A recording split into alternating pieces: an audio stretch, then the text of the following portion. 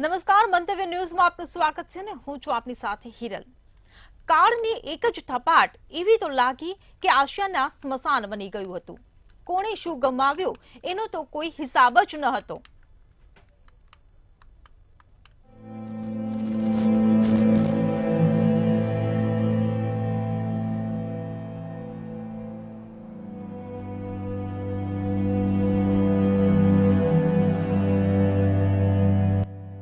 જૂન 1979 મોરબીમાં દુષ્કાળની પરિસ્થિતિના ભણકારા।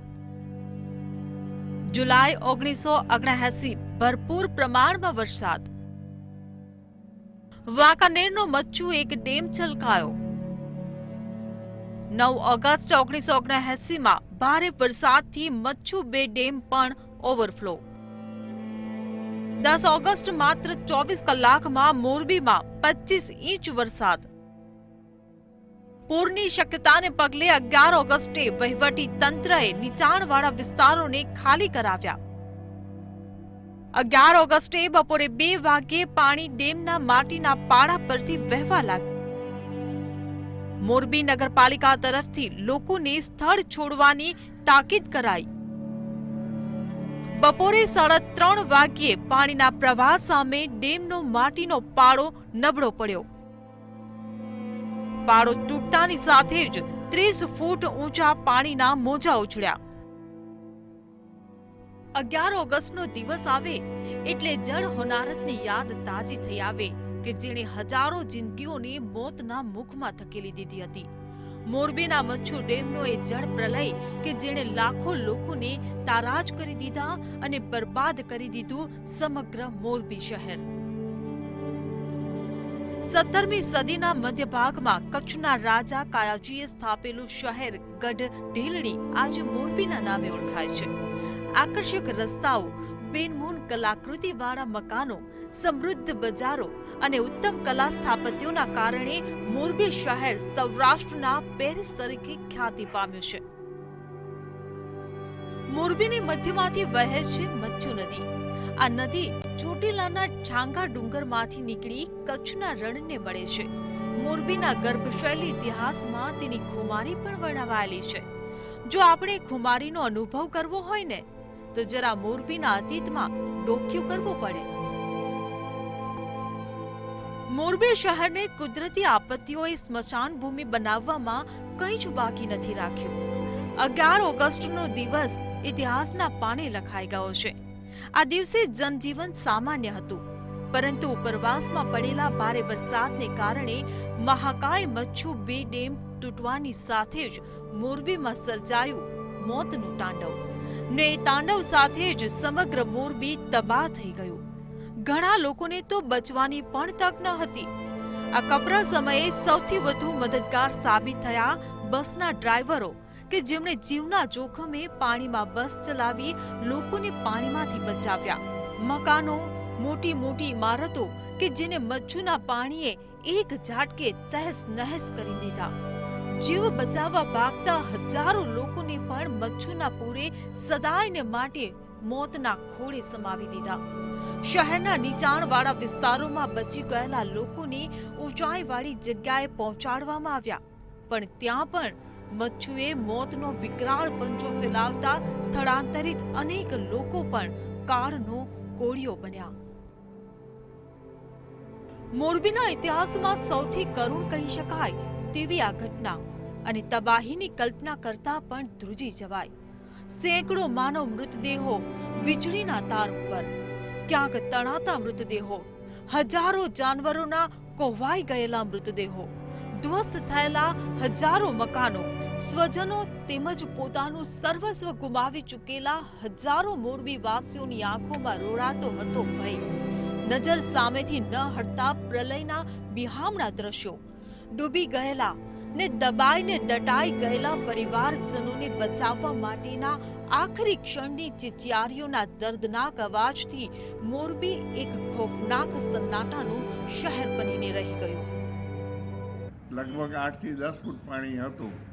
સાંજના 4, 4:30 સુધી પાણી રહ્યું, ત્યાર પછી અચાનક ઉતરવા માંડ્યું અને ત્યાર પછી કલાકમાં એક ફૂટની એવરેજે પાણી ઉતરેલું હતું। અને રાત્રે 8 વાગે લગભગ પાણી 6 ચોકી જેવું થઈ ગયું હતું અને પુલ 8 ચોકી સુધી પાણી આવેલું એટલે લગભગ ગામમાં ઘૂસવાની તૈયારી જણાતી હતી. ત્યારે મારી ઘરમાં મારા ફાધર મધર બે જ હતા અને આખું ગામ ખાલી થઈ ગયું હતું. આડોશી પાડોશી કોઈ નહોતા. માવતર એમ કે ઓલો પુલ તૂટી જશે, તું વિયો જા. મારી ઘર પાસેથી ને આખા ગોઠણથી ને આમ રામચોક જાઓ, પ્રતાપ ચોક જાઓ, બધે પાણી બોટલ સુધીના ભરાઈ ગયા હતા અને હોનારત એટલી ભયંકર હતી. આ કપરા સમયમાં મોરબી વાસીઓની વારે આરએસએસ સહિતની જુદી જુદી સંસ્થાઓના લોકો રાહત અને બચાવની કામગીરી માટે મોરબી આવી પહોંચ્યા હતા. તો બીજી તરફ જુદા જુદા વિસ્તારોમાં ચોરી અને લૂંટફાટ કરવા માટે એ વિસ્તારોમાંથી ગેંગ પણ આવવા લાગી. તે સમયના ગુજરાતના મુખ્યપ્રધાન બાબુભાઈ પટેલે 1-2 દિવસ નહીં પરંતુ સતત 3 મહિના રહીને મોરબી વાસીઓની પુનઃવસનની કામગીરી પોતાની દેખરેખ નીચે કરી.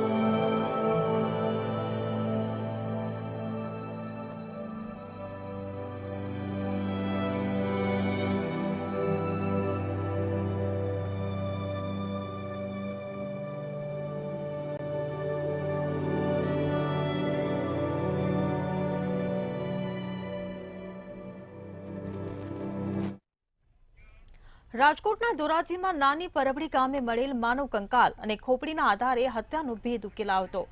એફએસએલ રિપોર્ટમાં મહિલાની ખોપડી અને માનવ કંકાલ હોવાનું સામે આવ્યું હતું. પોલીસે વિવિધ નાની પરબડીમાં રહેતા અને ઉત્તર પ્રદેશથી મજૂરી કામ અર્થે આવેલા પતિ પત્નીના મોબાઈલ નંબર ટ્રેસ કરી અને તપાસ હાથ ધરી હતી. પત્નીના ચરિત્ર પર શંકા રાખી અને પતિ અને દિયરે મહિલાની હત્યા કરી હતી. પોલીસે હત્યારા બંને ભાઈને ઉત્તર પ્રદેશથી ઝડપી પાડ્યા હતા. હાલ બંનેને ધોરાજી તાલુકા પોલીસ સ્ટેશન લઈ આવી અને વધુ તપાસ હાથ ધરી છે.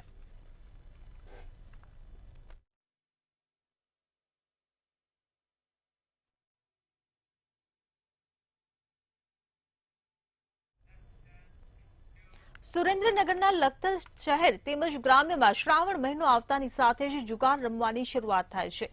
ત્યારે લખતર પોલીસને બાતમી મળતા ભડવાણા ગામે રેડ પાડી હતી. ત્યારે આ રેડ દરમિયાન ભડવાણાના તળાવ પર આવેલ સ્મશાનની ખુલ્લી જગ્યામાં 7 જુગારીઓ 3 પત્તીનો જુગાર રમતા ઝડપાયા હતા. જુગારીઓ સાથે 86,820નો મુદ્દામાલ જપ્ત કરવામાં આવ્યો હતો.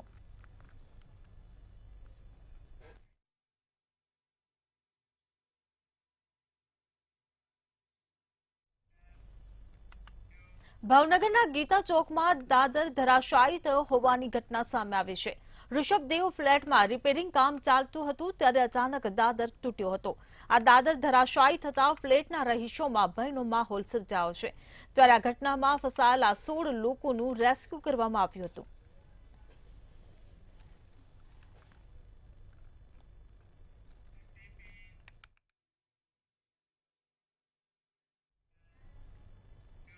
દેશના પ્રધાનમંત્રી નરેન્દ્ર મોદીના આહવાનથી શરૂ થયેલ હર ઘર તિરંગા અભિયાન દેશના ખૂણે ખૂણે પહોંચ્યું છે. ત્યારે બોટાદના ગઢડા શહેરના વાડી વિસ્તારમાં પણ દેશભક્તિનો માહોલ જોવા મળી રહ્યો છે.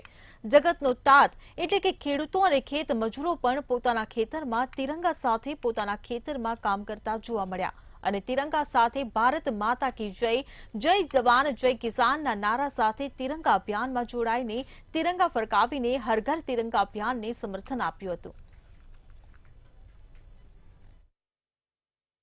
નરેન્દ્રભાઈ મોદીનું જ્યારે આહવાન હોય કે બધાએ 15મી ઓગસ્ટમાં તિરંગા લહેરાવા, તો આજે હું વાડીએ આવ્યો ત્યારે ખેત મજૂરે પણ મને એવી રીતે વાત કરી કે શેઠ આ બધાએ તિરંગા લહેરાવે છે તો આપણે કંઈક આવું આયોજન કરો તો બધાને ઉત્સાહ રહે ને મજા આવે.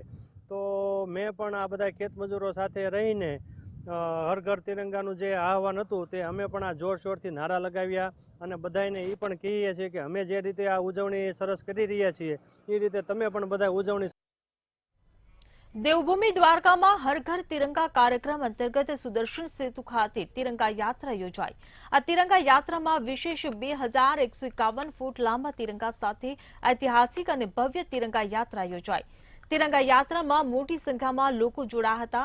સમગ્ર દેશમાં 8 થી 15 ઓગસ્ટ દરમિયાન હર ઘર તિરંગા અભિયાન યોજાઈ રહ્યું છે, જેમાં મુખ્યમંત્રી ભૂપેન્દ્ર પટેલના માર્ગદર્શન હેઠળ વિવિધ કાર્યક્રમોનું આયોજન કરાયું છે. આ કાર્યક્રમ અંતર્ગત રાજ્યના અલગ અલગ જિલ્લાઓમાં કાર્યક્રમ યોજાશે.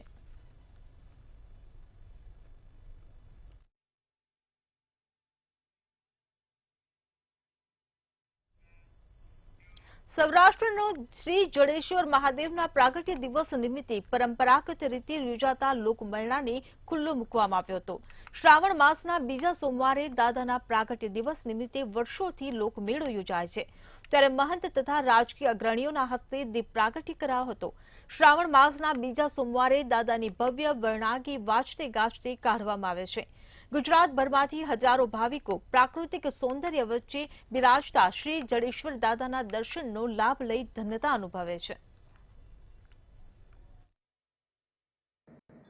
બીજા સોમવારના આગલા દિવસે એટલે કે રવિવારના રોજ આવતા સોમવારે દાદાનો પ્રાગટ્ય દિવસ હોય એક લોકમેળાનું આયોજન કરેલ છે. આજે ઉદ્ઘાટન કરવામાં આવ્યું છે. આજે ઉદ્ઘાટન કરવામાં આવ્યું છે. જે દાદાના પ્રાગટ્ય મહોત્સવને હજારો ભક્તો આજે ઉમટી પડ્યા છે. જડિયો વસે જંગલમાં ને ઘોડાનો દાતાર, ત્રુટિયો રાવણ જામને ને જેને હાંકી દીધો હાલાર, એવા શ્રી સ્વયંભૂ જડેશ્વર દાદાના મેળાના પ્રાગટ્ય દિવસ નિમિત્તે આજે લોક સાંસ્કૃતિક મેળાનું ઉદ્ઘાટન કરી અને દીપ પ્રાગટ્ય કરી મેળો ખુલ્લો મૂકવામાં આવ્યો છે. મોહનશ્રીના વરદ હસ્તે ધારાસભ્ય શ્રી કાંતિલાલભાઈ અમૃતિયા તેમજ જીતુભાઈ સોમાણી દરેક ધારાસભ્ય લોકો હાજર રહેલા. ગીરગઢડા તાલુકાના સોનપરા ગામે નદી પર પુલના અભાવે સામે કાંઠે વસતા ખેડૂત પરિવારો અને શાળામાં ભણતા બાળકોની ભારે હાલાકી થઈ રહી છે.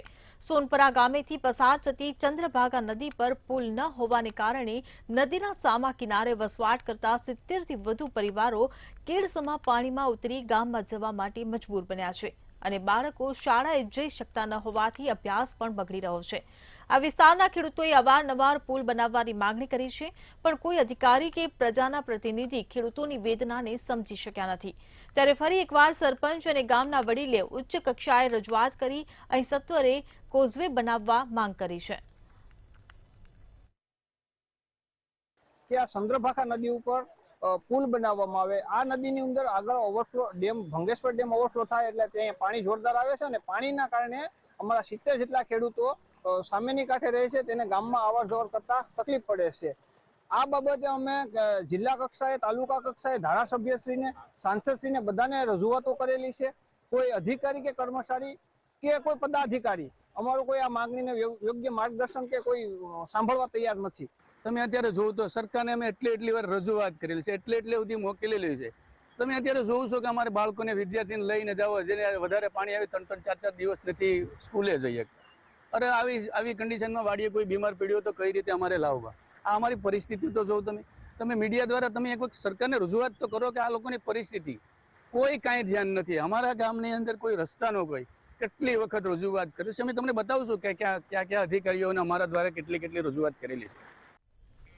જામનગરનો આજે 485મો સ્થાપના દિવસ છે. આ અવસર નિમિત્તે પ્રતિવર્ષની માફક આ વર્ષે પણ પરંપરાગત રીતે ખાંભી પૂજન કાર્યક્રમ યોજાયો હતો. દરબારગઢ વિસ્તારમાં મેયરના હસ્તે ખાંભી પૂજન કાર્યક્રમનો શુભારંભ કરવામાં આવ્યો હતો. ધારાસભ્ય રીવાબા જાડેજા, પૂર્વ ધારાસભ્ય હકુબા જાડેજા, રાજપૂત સમાજના આગેવાનો અને યુવાનો દ્વારા ખાંભી પૂજન કરવામાં આવ્યું હતું. ત્યારબાદ તળાવની પાળ, લાલ બંગલા સહિતના વિસ્તારોમાં જુદા જુદા કાર્યક્રમો યોજાયા હતા.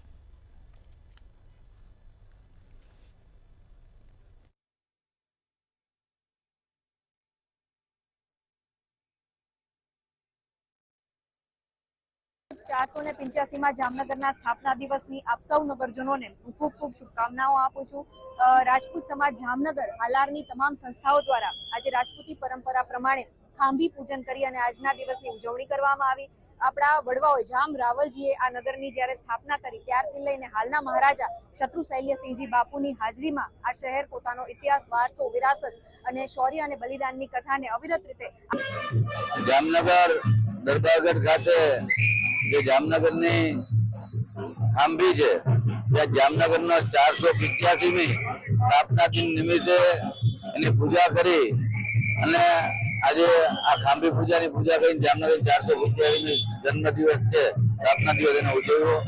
દરેક નગરજનોને 485મી આ સ્થાપના દિન નિમિત્તની હાર્દિક અને જામનગરની સ્થાપનાના આજે 485 વર્ષ પૂર્ણ થયા છે.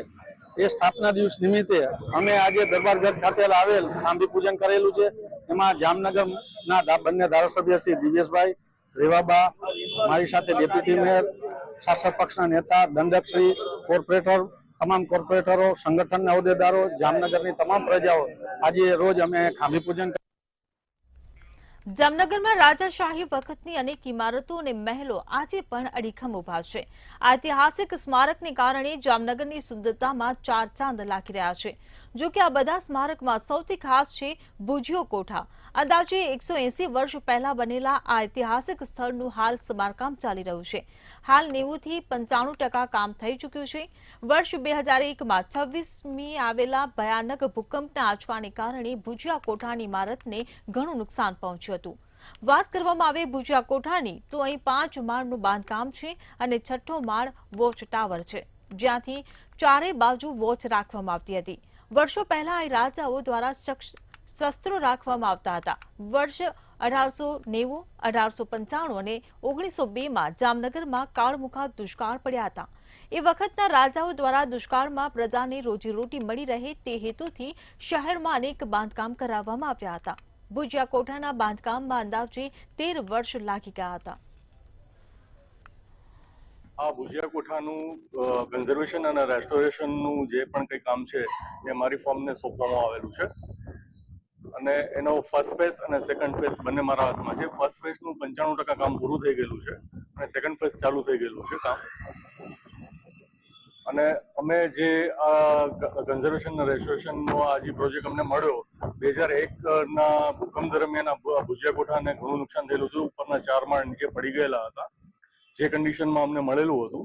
પણ અમે એ કન્ડિશનને પાછું ડેટા કલેક્શન કરી સેમ ટુ સેમ એ જ એના ફીચર્સ બધા અમે કલેક્ટ કરી. રાજકોટમાં ન્યાય યાત્રામાં પીડિત પરિવારો જોડાયા છે. રાજકોટથી આ સમાચાર મળી રહ્યા છે. ન્યાય યાત્રામાં પીડિત પરિવારો જોડાયા છે.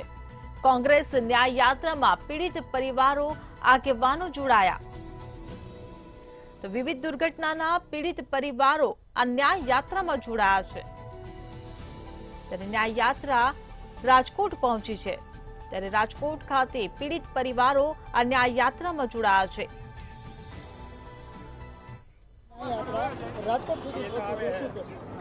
મોરબીથી જે ન્યાયયાત્રા ચાલુ થઈ છે એ ઠેઠ ગાંધીનગર લગી પહોંચવાની છે. આની અંદર જે ખાસ અમારા મુદ્દા છે એમાં રાજકોટ ટીઆરપી કાંડ છે, હાણી કાંડ છે, તક્ષશિલા કાંડ છે. આ બધા કાંડને ભેગા કરીને જે કોઈને ન્યાય હજી નથી મળ્યો, ન્યાય મળવાની અપેક્ષા પણ ઓછી થઈ ગઈ છે, એ પાછા ઘણા મુદ્દા અમે ઉખાડવા માંગીએ છીએ. જે ભાજપે ફાઇલોમાં દબાવી દીધા છે, જે એમાં આરોપી છે, જે કોઈ આમાં સામેલ છે એ બધા. સુરતમાં સી.આર. પાટીલના હસ્તે જિલ્લા ભાજપ મધ્યસ્થ કાર્યાલયનું લોકાર્પણ કરવામાં આવ્યું હતું. બારડોલી ખાતે સુરત જિલ્લા ભાજપનું નવું મધ્યસ્થ કાર્યાલયનું નિર્માણ કરવામાં આવ્યું છે. સી.આર. પાટીલે રાજ્યમાં આવનાર સ્થાનિક સ્વરાજની ચૂંટણીઓને લઈને નિવેદન આપ્યું હતું કે ગત તમામ ચૂંટણીઓ અને થયેલ મતદાન તેમજ મળેલા મત અંગે પોતાની કેટલીક નબળી કામગીરી અંગે કાર્યકર્તાઓને જાગૃત કર્યા હતા. આમાં જિલ્લા પ્રમુખની ઓફિસની સાથે સાથે તમામ 7 મોરચાઓના પ્રમુખોની ઓફિસનું પણ નિર્માણ કરવામાં આવ્યું છે. એક કોન્ફરન્સ હોલ પણ બનાવવામાં આવ્યો છે. સાથે સાથે ઉપર એક હોલ પણ બનાવવામાં આવ્યો છે. લગભગ 400ની બેઠક વાળો એક હોલનું પણ નિર્માણ કરવામાં આવ્યું છે. આગામી દિવસોમાં જિલ્લામાં જે કંઈ પણ હવે પછીના કાર્યક્રમો હશે એ આ કાર્યાલય ઉપરથી સારી રીતે સંચાલન થાય એના માટે એક સુંદર ઘર ભારતીય જનતા પાર્ટીના ઘરનું નિર્માણ કરવામાં આવ્યું છે. કાર્યકર્તાને સતત ક્રિયાશીલ રાખવા માટેની જવાબદારી તમારા બધાની છે. તમને સોંપેલું કામ તમારે કરવાનું છે. તમારે કરવાનું કામ પણ તમારે શોધી લેવાનું છે. અને આટલું કરશો ને તો તમને તો હવે જીતવાની ટેવ પડી છે. ત્યારે આવા જીતો, ભવ્ય જીતો સતત જીતાય એના માટે કાર્યકર્તાઓ સિવાય બીજો કોઈ ઉપાય નથી.